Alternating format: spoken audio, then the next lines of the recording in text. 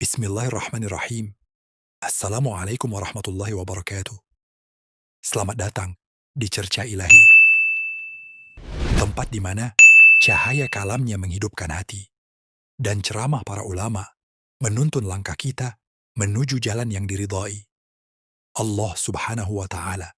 Di sini, kita tidak hanya mendengar, tapi merenungkan tentang makna kehidupan, hakikat iman, dan kasih sayang Allah yang senantiasa menyertai kita. Mari berjalan bersama menuju terang cahaya ilahi, karena setiap kalimat hikmah bisa menjadi lentera di tengah gelapnya dunia. Alhamdulillah, Allahumma sholli ala Sayyidina Muhammad wa ala ali Muhammad. Sahabat cercah ilahi yang dirahmati Allah, selamat mendengarkan. Semoga apa yang disampaikan bermanfaat di dunia dan akhirat. Amin. Kisah kesaktian Abah Anom, yakni tentang seorang kapten sakti namun congkak, sehingga berniat ingin menjajal ilmu kesaktian Abah Anom. Kisah kapten congkak ini ingin menguji kesaktian Abah Anom. Pada suatu hari, seorang kapten yang sakti dan beberapa anak buahnya berkunjung ke pesantren Suryalaya.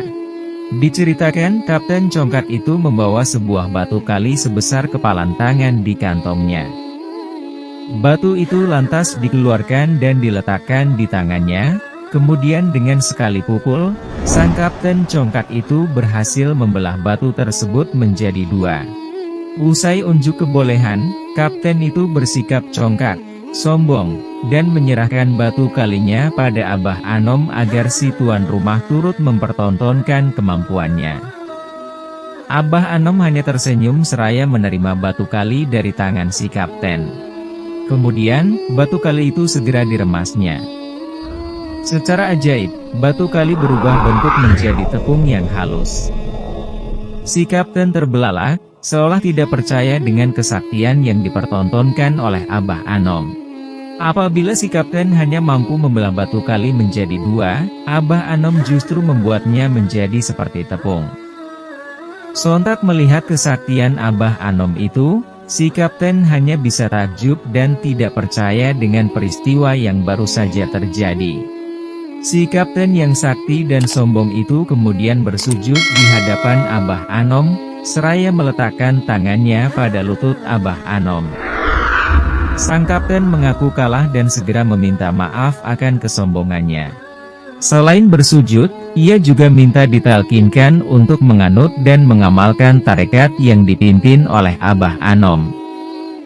Sejak itulah, ia menjadi pengikut ajaran Abah Anom. Wallahu alam. Kenapa dipanggil Abah Anom? Abah Anom adalah sebutan dalam bahasa Sunda yang berarti Kiai Muda.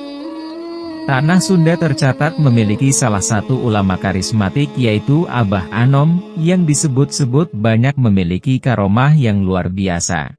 Abah Anom lahir pada 1 Januari 1915 di Kampung Suryalaya, Tasikmalaya, Jawa Barat dan wafat pada 5 September 2011 silam.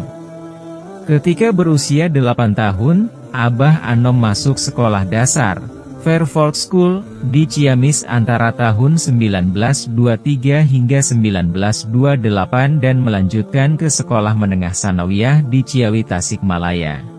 Kemudian di tahun 1930, Abah Anom memulai perjalanan menuntut ilmu agama Islam secara lebih khusus.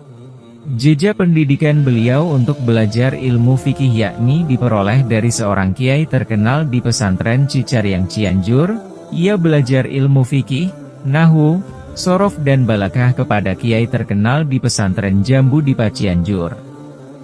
Setelah kurang lebih 2 tahun di pesantren Jambu Dipa, beliau melanjutkan ke pesantren Gentur, Cianjur yang saat itu diasuh oleh Ajengan Syatibi. Abah Anom juga tercatat pernah mengenyam pendidikan di salah satu tempat di Sukabumi. Kala itu 2 tahun kemudian atau tepatnya tahun 1935 hingga 1937, Abah Anom melanjutkan belajarnya di pesantren Cireungas, Cimelati Sukabumi. Pesantren tersebut terkenal sekali terutama pada masa kepemimpinan Ajengan Aceng Mumu, yang merupakan seorang ahli hikmah dan silat. Dari pesantren itulah Abah Anom banyak memperoleh pengalaman, termasuk bagaimana mengelola dan memimpin sebuah pesantren.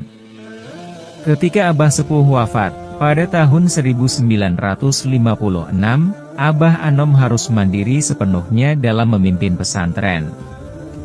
Pondok Pesantren Suryalaya, dengan kepemimpinan Abah Anom, tampil sebagai pelopor pembangunan perekonomian rakyat melalui pembangunan irigasi untuk meningkatkan pertanian, membuat kincir air untuk pembangkit tenaga listrik, dan lain-lain. Ketika itu, DITI terus bergerak aktif melakukan perlawanan menentang pemerintahan Indonesia di bawah pemerintahan Presiden Soekarno. Setidaknya ada 38 kali teror dari DITI. Terhitung sejak tahun 1950 sampai 1960. Strategi menghadapi teror dan serangan di DITI ini, Abah Anom selaku pemimpin pesantren Suryalaya selalu menginstruksikan kepada para santri dan pengikutnya untuk memberikan perlawanan secara gigih. Atas kontribusinya itu, Abah Anom berhasil memperoleh penghargaan dari pemerintah RI pada masanya. Sebelumnya di tahun 1939 sampai 1945, mengutip dari NU.org.id, tahun itu adalah masa-masa menjelang kemerdekaan. Abah Anom lebih aktif sebagai pejuang yang turut menjaga keamanan dan ketertiban NKRI. Ketika terjadi gerakan Darul Islam, DITI, di Jawa Barat, ia memutuskan segera bergabung dengan TNI untuk melawan gerakan tersebut.